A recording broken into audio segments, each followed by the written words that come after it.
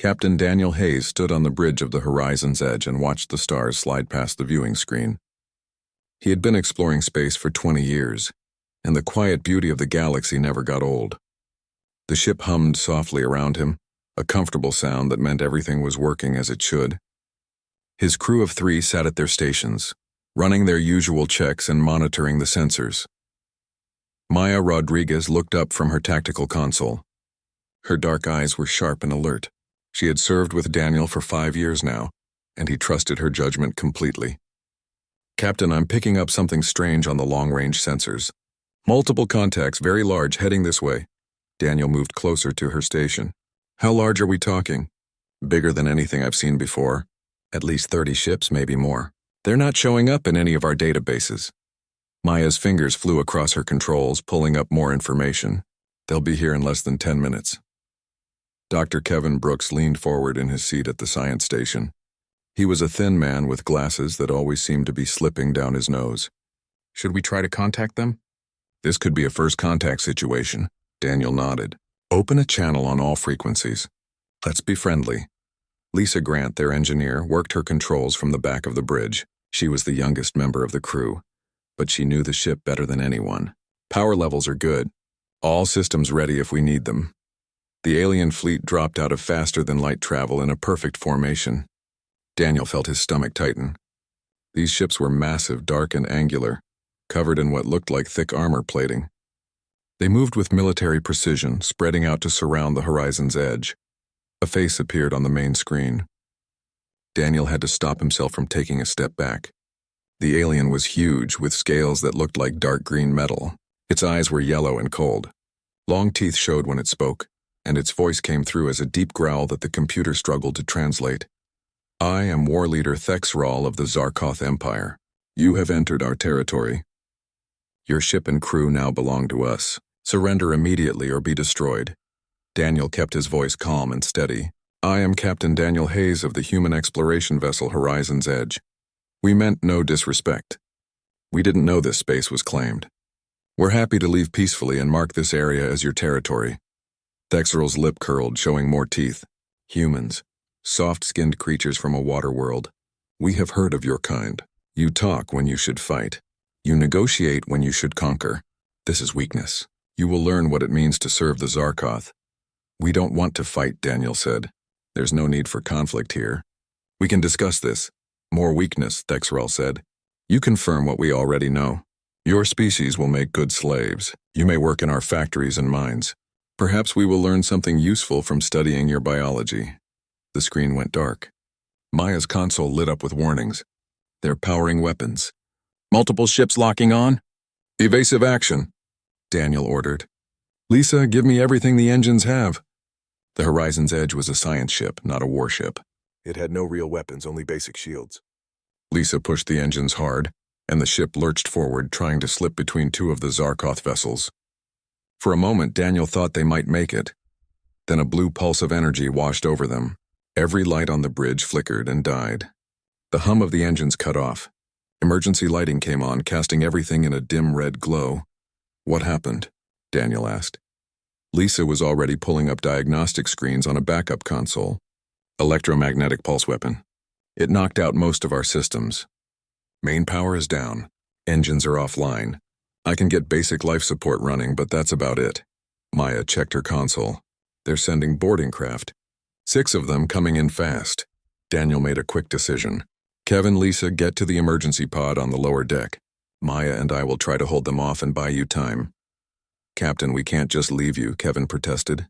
"That's an order, Doctor. Someone needs to get away and warn Earth about these aliens. Go. Now." Lisa grabbed Kevin's arm and pulled him toward the door. They disappeared into the corridor, running for the lower deck. Daniel could hear the dull thuds of the boarding craft attaching to the hull. "How long do we have?" he asked Maya. 2 minutes, maybe 3. "They're cutting through the airlock doors." She pulled a small pistol from a compartment under her console. It was the only weapon on the ship. "Not that this will do much good." They heard the emergency pod launch, a faint whoosh of air and engines. At least Kevin and Lisa had gotten away. Daniel hoped they would make it to safety. The airlock door exploded inward. Zarkoth warriors poured through the opening. They were even bigger in person. nearly 8 feet tall and covered in thick scales. They wore minimal armor because they didn't seem to need it. Their natural hide looked tough enough to stop bullets. Each one carried a weapon that crackled with energy. Maya fired her pistol. The shot hit the lead warrior in the chest and bounced off harmlessly. The alien didn't even slow down. A clawed hand knocked the weapon from her grip and another grabbed her arm, lifting her off the ground like she weighed nothing. Daniel tried to help her, but 2 more warriors grabbed him. Their grip was like iron. He couldn't move at all. They bound his wrists with metal bands that locked tight. The lead warrior spoke in that same growling language. The translation came through a device on his belt. 2 humans captured, 2 escaped in a small craft. Should we pursue? A response crackled back. Let them go. They will not survive long. The pod was damaged and heading toward Kepler 442c. That world will kill them in days. Bring the prisoners to the flagship. Daniel and Maya were dragged back through the airlock and onto the boarding craft. Through a small window, Daniel watched the horizon's edge grow smaller. His ship, his home for the past 5 years, now in enemy hands.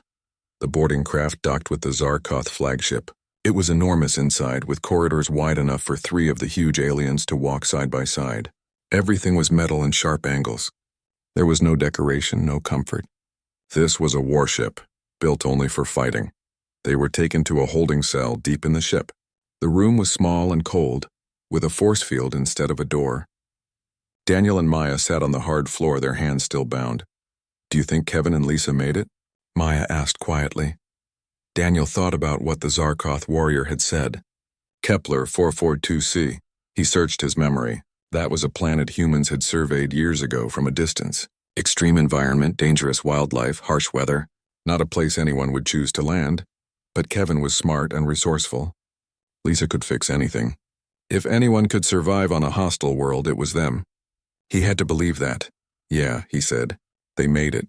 And when they do, they're going to make these Zarkoth regret the day they met humanity. Maya managed a small smile. I hope you're right, Captain.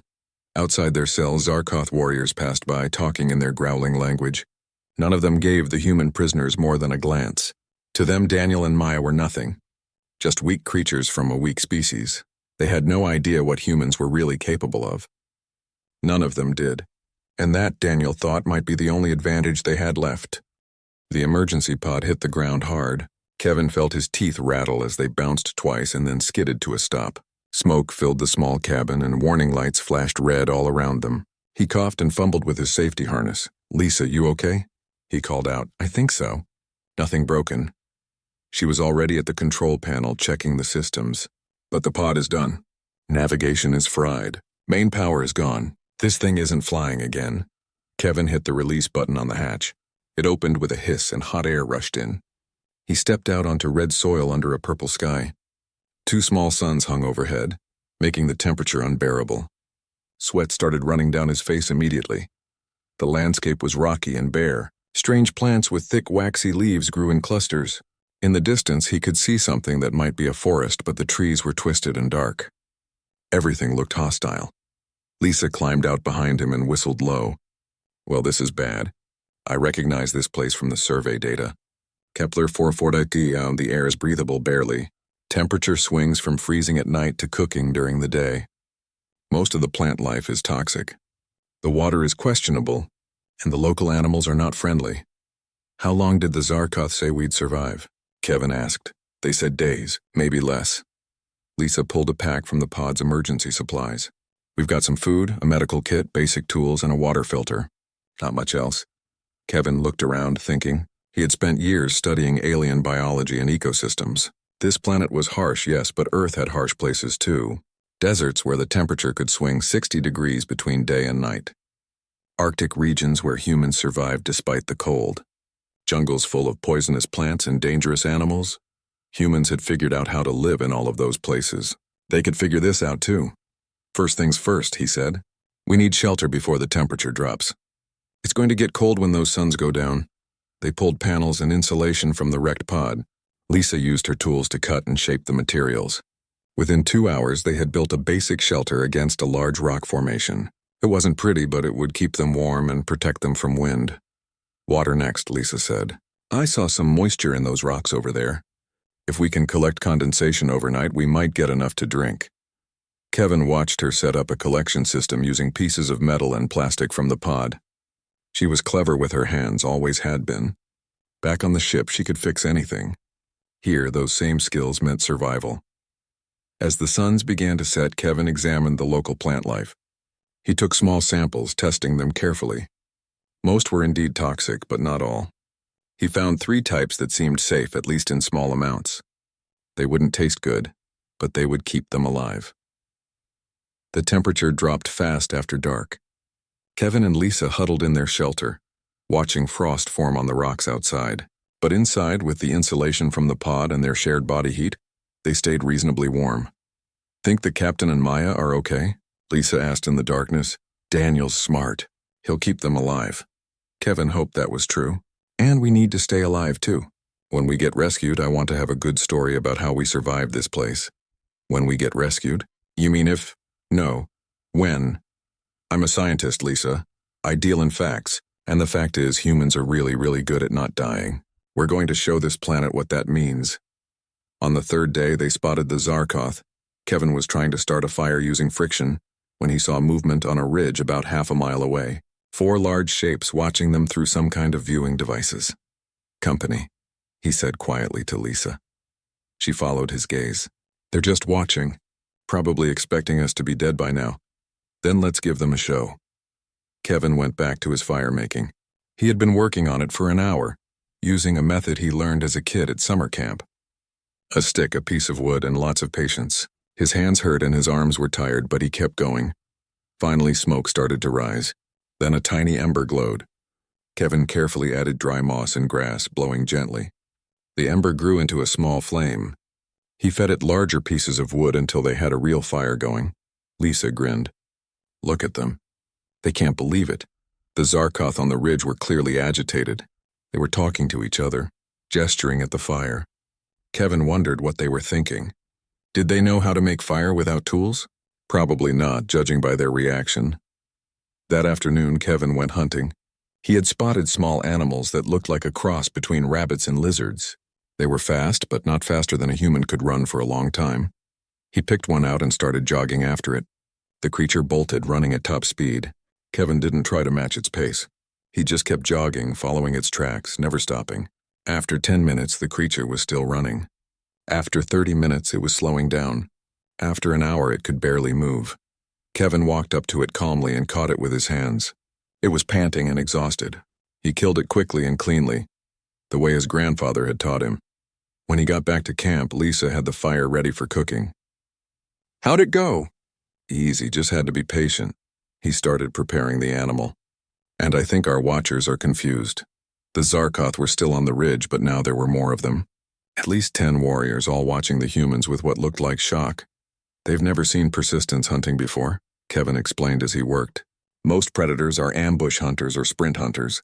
They rely on speed and power. But humans evolved differently. We can't run fast, but we can run forever. We literally chased our prey until it died of exhaustion." "That's kind of terrifying when you think about it," Lisa said. "Yeah, I bet those Zarkoth are thinking the same thing right now." On the 5th day, Lisa cut her arm on a piece of sharp metal. It wasn't deep, but it was bleeding and needed treatment. Kevin cleaned the wound with their filtered water, and then did something that made the watching Zarkoth go completely still. He took leaves from one of the local plants, crushed them and mixed them with water to make a paste. He had tested this plant carefully over the past few days. It had natural antibacterial properties. He applied the paste to Lisa's wound and wrapped it with clean cloth. "How do you know that'll work?" Lisa asked. "I don't, not for sure. But the plant chemistry is similar to compounds we use in medicine back home, and humans have been making medicine from plants for thousands of years. It's worth trying." 2 days later, Lisa's wound was healing cleanly. No infection. Kevin had been right. The Zarkoth sent more warriors to watch.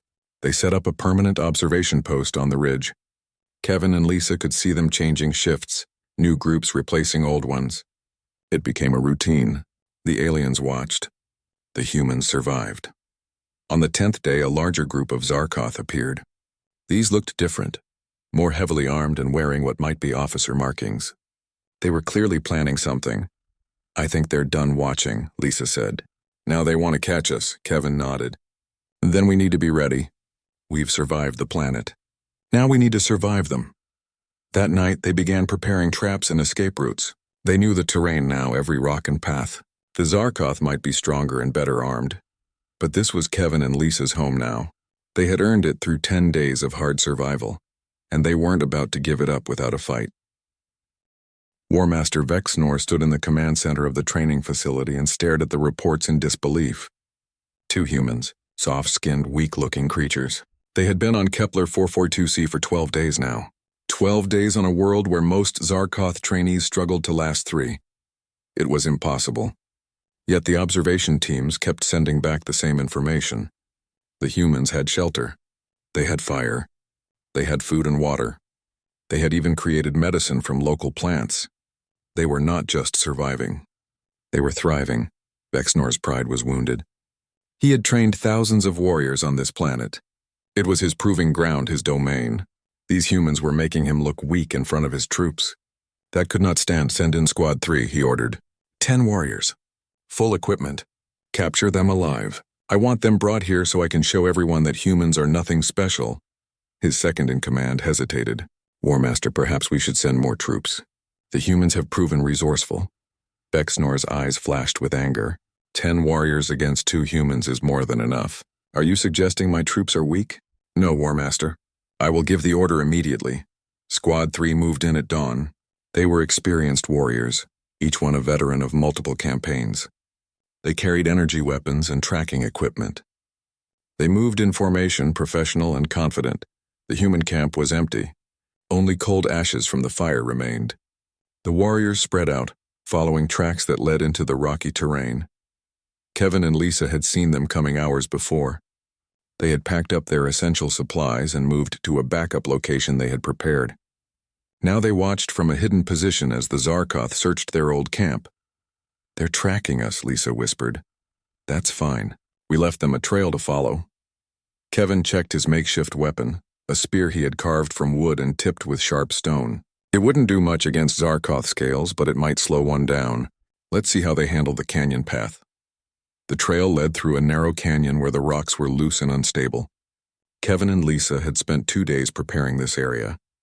They knew every safe step and every dangerous spot. The Zarkoth warriors entered the canyon in single file. Their heavy bodies and thick armor made them slow on the treacherous ground. One of them stepped on a rock that Kevin had carefully loosened. It gave way and the warrior fell hard, crashing into the warrior behind him. It wasn't much, but it slowed them down. And that was the point.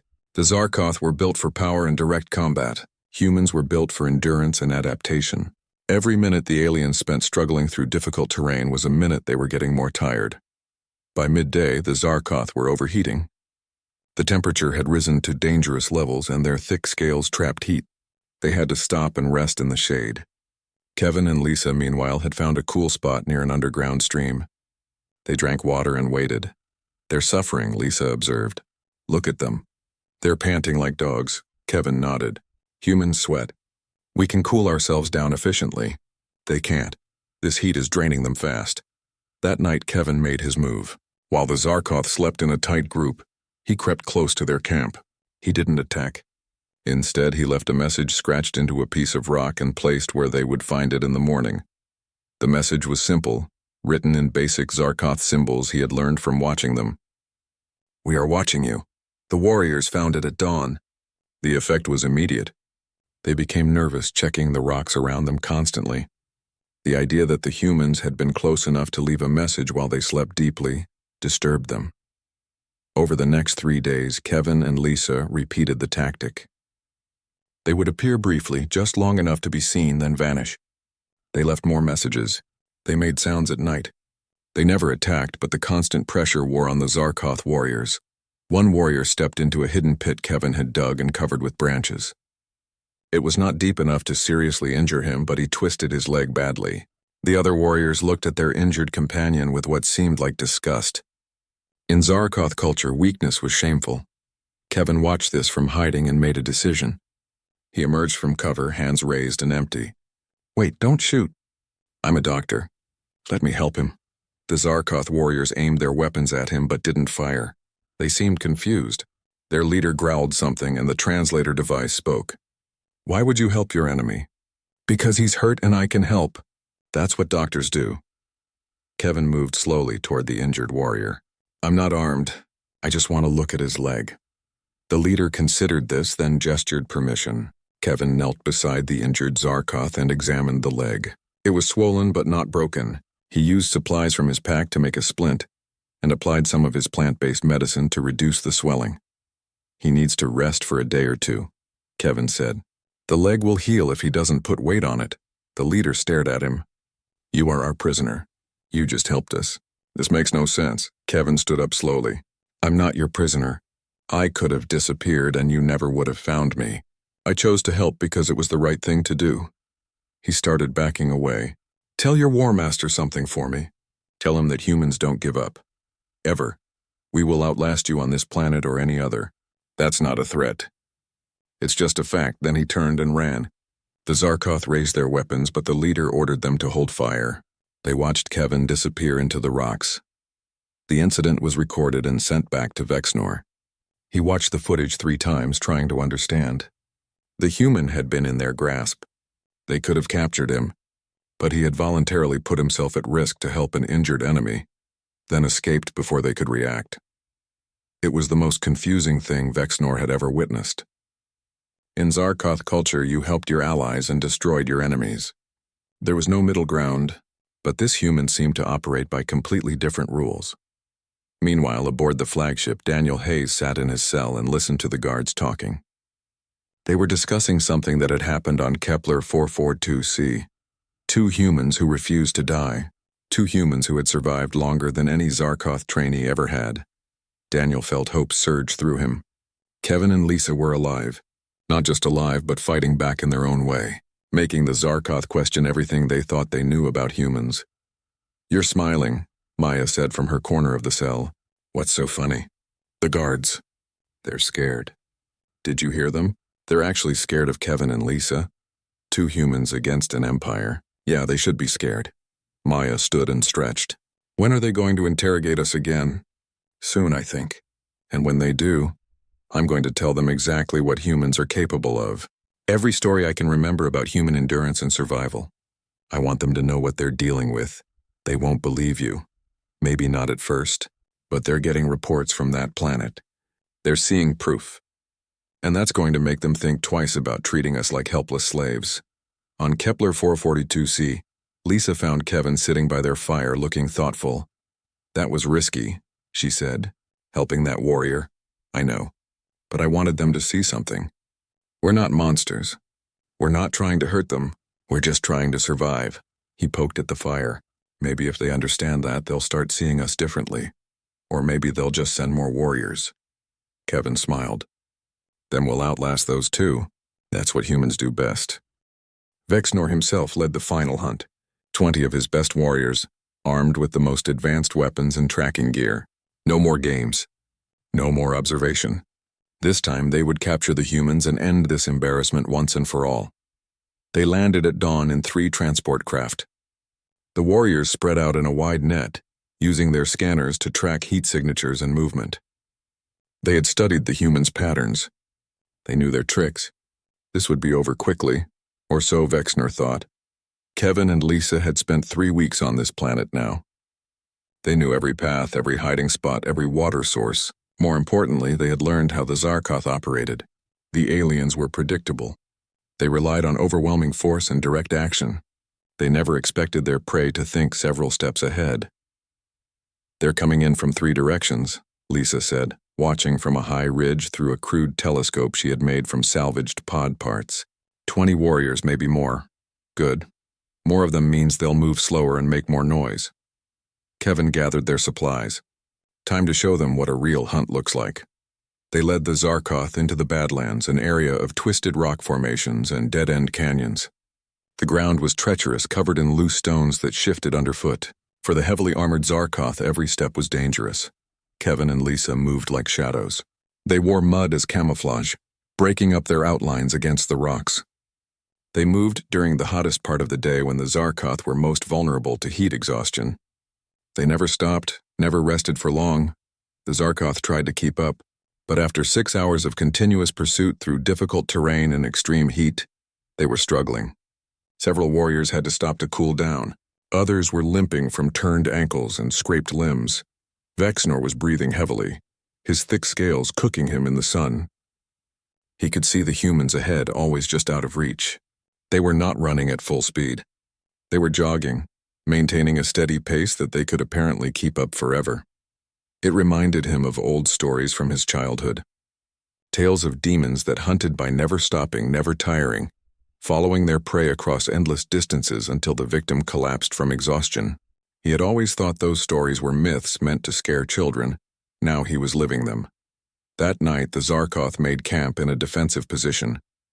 They posted guards and tried to rest. But every few hours something would happen. A rock would fall near the camp. A sound would echo from the darkness. Nothing dangerous, but enough to keep everyone on edge. The humans never attacked. They just kept the pressure on, never letting the Zarkoth truly rest. By the third day of pursuit, Vexnor had lost 5 warriors, not to combat but to exhaustion and injury. They had to be evacuated. The remaining warriors were in poor condition, dehydrated and worn down by the constant chase.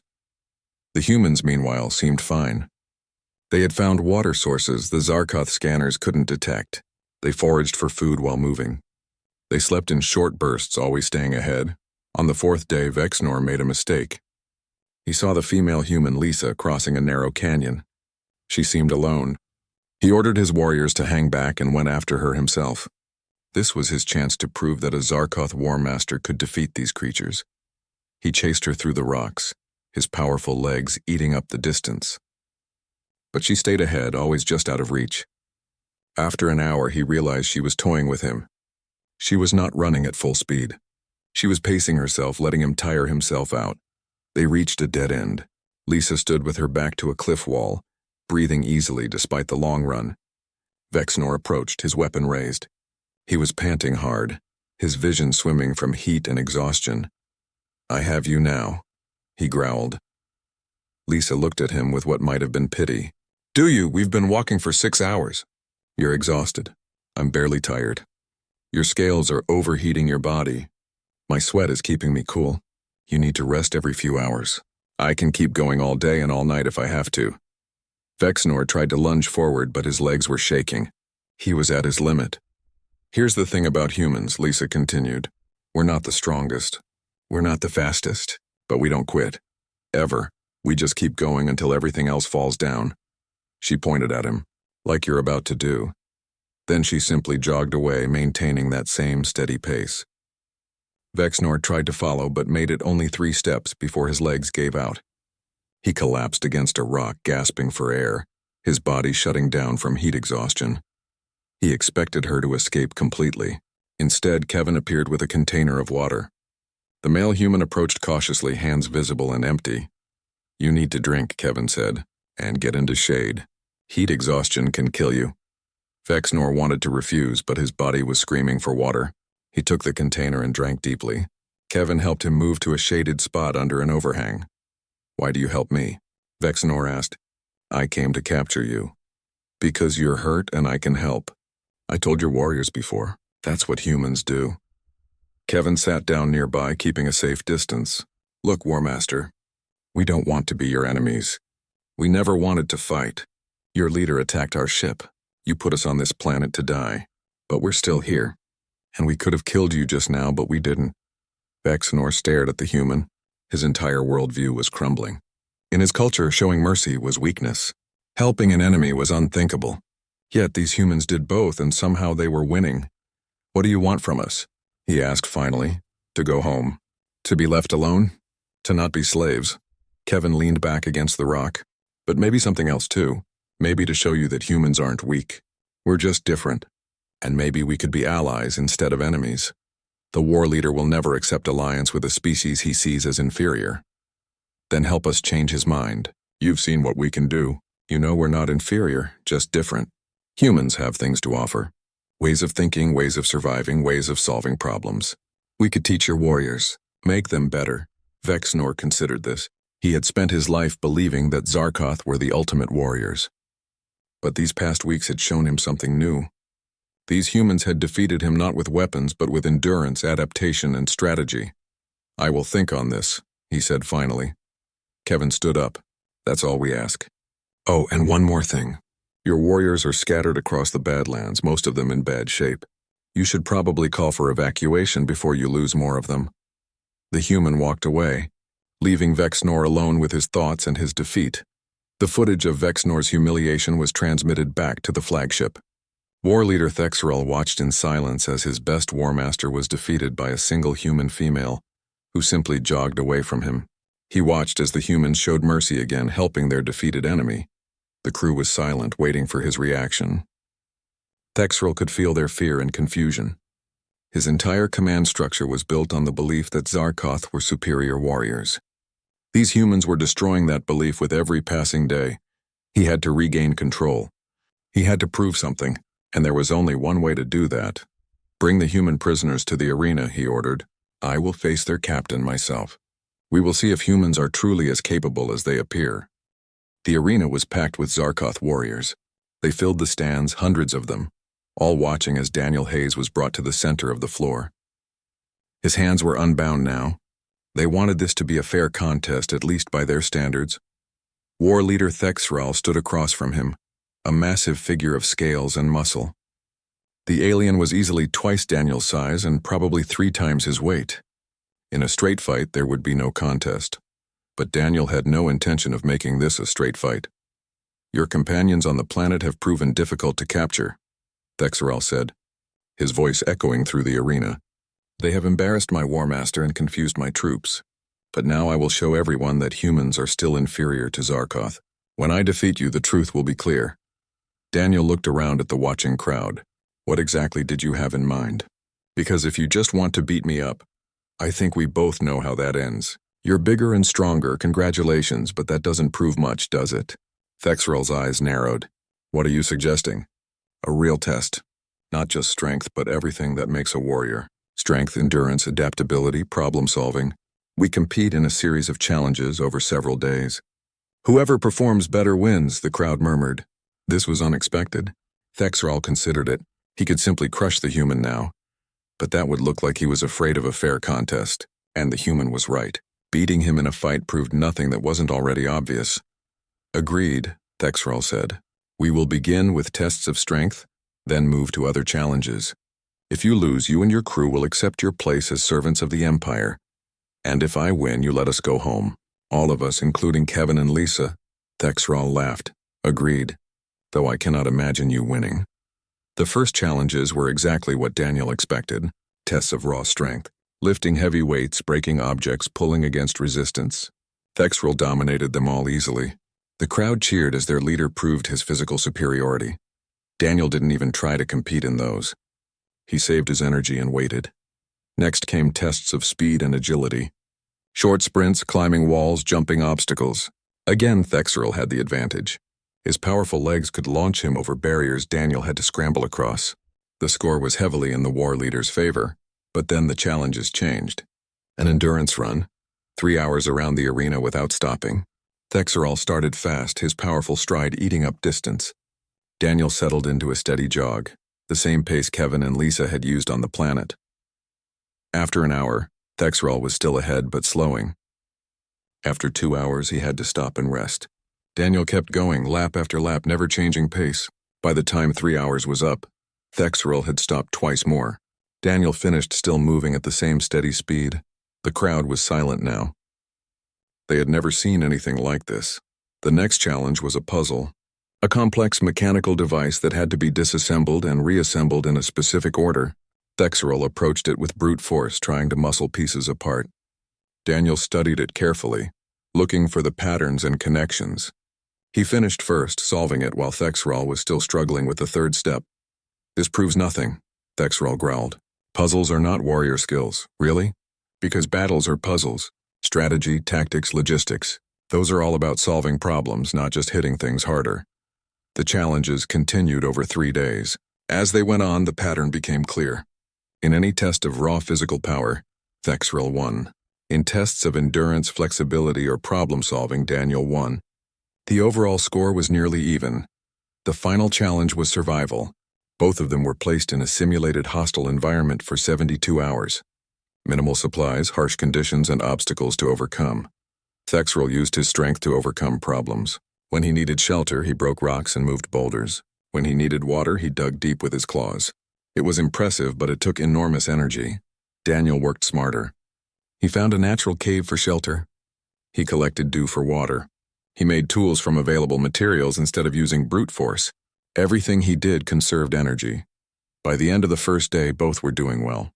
By the end of the second day, Thexrel was exhausted from his constant exertion. Daniel was tired but still functional. On the third day, the war leader could barely move. He had pushed himself too hard and had nothing left. Daniel found him sitting against a rock, breathing heavily. The human offered him water from his collection system. "You win," Thexrel said. "I cannot continue." "It's not about winning," Daniel said. "It's about understanding. You're stronger than me, faster too. But I can outlast you. I can adapt. I can solve problems. Neither of us is better. We're just different." Thexrel looked at the human with new eyes. "For days I have watched your kind survive where they should have died. I have seen them outlast my best warriors.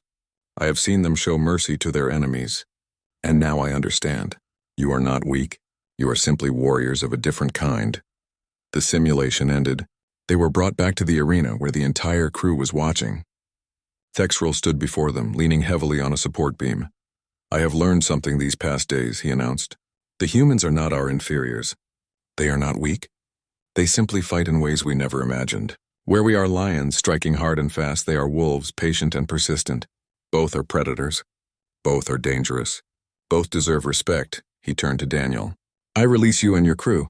But more than that, I propose an alliance. The Zarkoth Empire has conquered through strength. But perhaps we could be stronger still by learning from others. Will you teach us your ways?" Before Daniel could answer, a transport arrived from the planet. The doors opened and Kevin and Lisa emerged, followed by Vexner. The War Master looked different somehow, less arrogant, more thoughtful. "War Leader," Vexner said, "I bring news. I have spent time with these humans on the surface. They have taught me much. With your permission, I would like to incorporate their survival techniques into our training programs." Thexrel looked around at his crew. They were watching carefully, waiting to see how he would respond. A month ago, he would have rejected this immediately. Alliance with a weaker species? Unthinkable, but they were not weaker. They were different. And difference could be strength. "I agree," he said. "Vexner, work with the humans to develop new training methods. We will learn from them, and perhaps they will learn from us." Daniel felt Maya grab his arm, squeezing tight. They had done it. They were going home. More than that, they had changed an entire empire's perspective. 2 weeks later, the Horizon's Edge was repaired and ready to depart. A Zarkoth diplomatic vessel would accompany them to Earth, opening formal relations between their peoples. Daniel stood on the bridge with his crew, preparing for the jump to faster-than-light travel. Through the viewscreen, he could see Thexrel's flagship alongside them. "Captain," Maya said, "we're receiving a message from the war leader." Thexrel's face appeared on the screen. "Captain Hayes, I wanted to tell you something before we depart. In all my years of conquest, I have defeated countless enemies. I have never been afraid of any of them. But your species frightens me." Daniel smiled. "Is that a bad thing?" "No. Fear is a kind of respect. And respect is the beginning of friendship. Safe travels, Captain. May we meet again as allies." The screen went dark. Lisa started the jump sequence. Kevin was already preparing his report on the alien biology he had studied. Maya was running final system checks. Everything was back to normal. Except it wasn't. They had gone into space looking for knowledge and discovery. They had found that, but they had also found something else. They had proven that humanity's greatest strength was not in weapons or technology. It was in the simple, stubborn refusal to give up. The ability to adapt, to endure, to outlast any challenge. Back on Kepler 442c, Zarkoth trainees were learning to make fire without tools. They were learning to build shelters from local materials. They were learning to think creatively instead of relying only on strength. And in a cave that Kevin and Lisa had once called home, a young Zarkoth warrior successfully started his first fire using friction. The small flame grew, casting light on the rocks around him. It was a small victory. But small victories were how humans had conquered Earth, and now they were teaching the galaxy that lesson, one stubborn step at a time.